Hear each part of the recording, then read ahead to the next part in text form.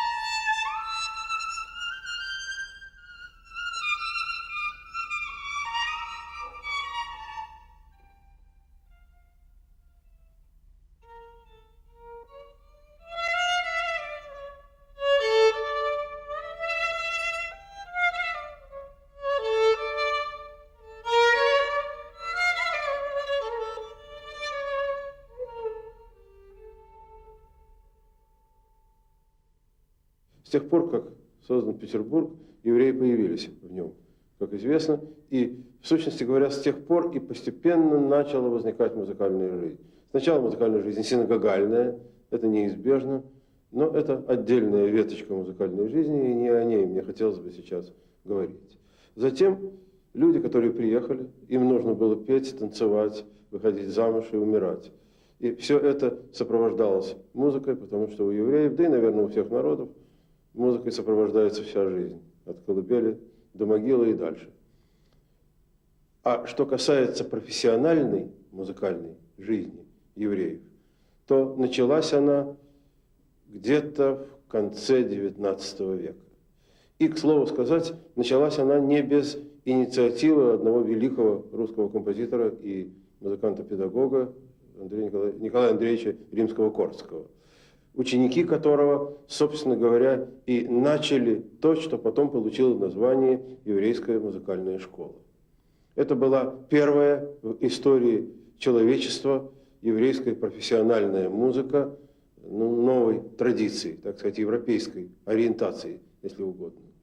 Ученики Римского-Корского, а он, Римский-Корский, очень активно их стимулировал, даже, я бы сказал, настойчиво стимулировал, и даже несколько раз говорил им: вот вы, господин Ахрон, скажем, написали пьесу и назвали ее еврейская, то есть, извините, назвали ее восточный мотив. Почему же восточный? Это типичная еврейская музыка. Так и надо называть.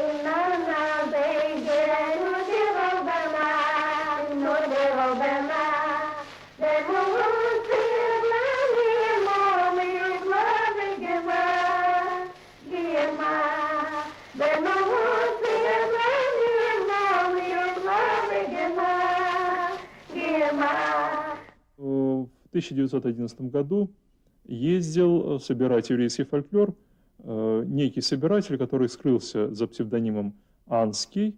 Он выезжал на Волынь в 1911 году. Доска, которую я вам сейчас покажу, была найдена в печке жителям города Побраде. Город Побраде находится 50 километров от Вильнюса. Разбиралась печка в доме, и была найдена доска с еврейскими письменами. Когда ее очистили, мы прочли Шлейме Залман Рапопорт. Как известно, это имя и фамилия известного еврейского ученого и писателя Анского.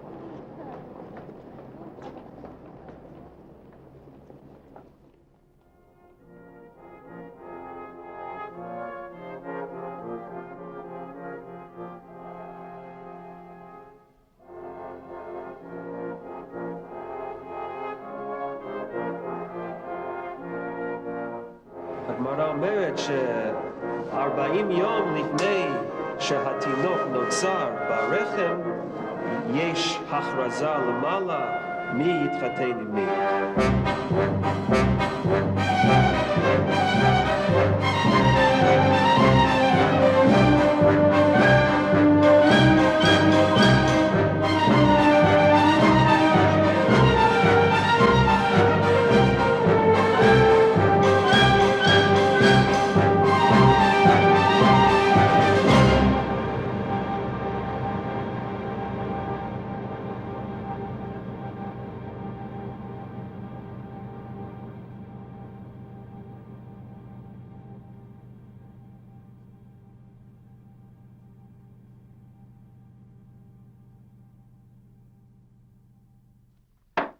Фамилия, имя, отчество.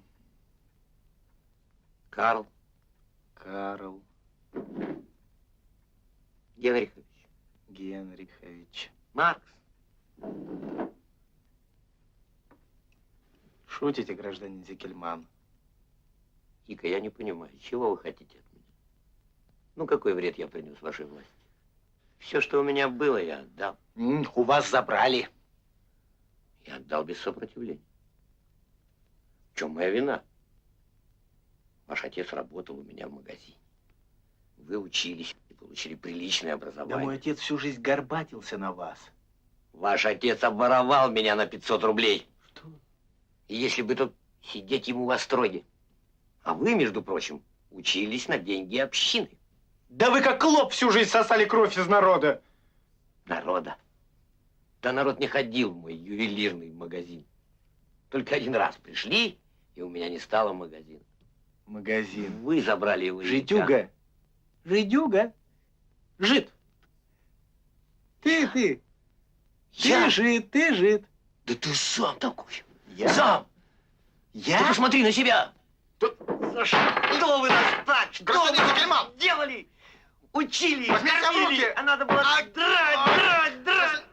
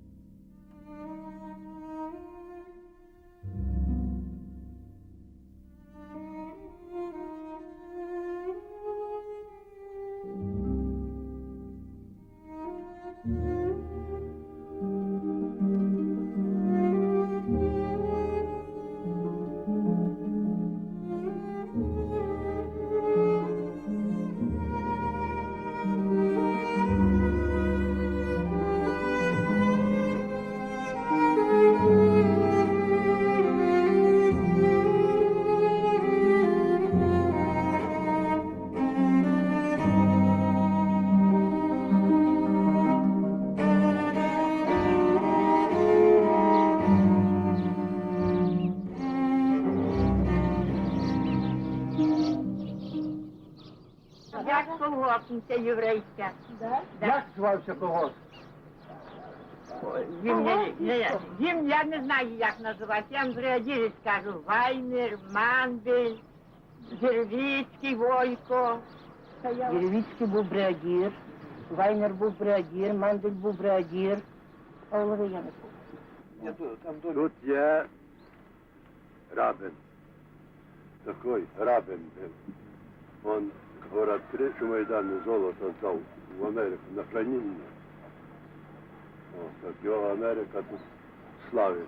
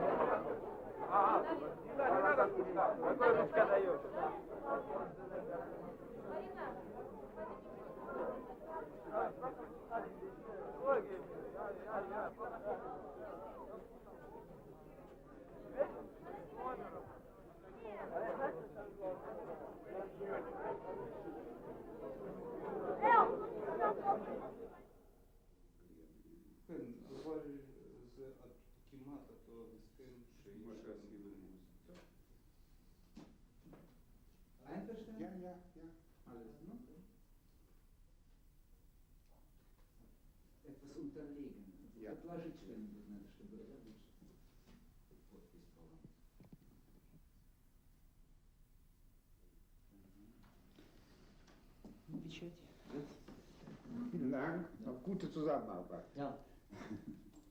זה מה שאותי מפתיע, שאחרי 70 שנה של ניסיון לחסל תרבות יהודית, ובייחוד לדכא את הרעיון של דת יהודית, כל כך מהר, תוך שנה, שנתיים, כשאני בא לבית הכנסת כאן בפטרבורג, הייתי גם ב-72, וזה היה מקום שומם מבחינה יהודית, ואני בא ב-93 בבית הכנסת מלא חיים, שיש בית ספר, שיש ילדים שרוצים ללמוד שם, שמסתובבים עם כיפות.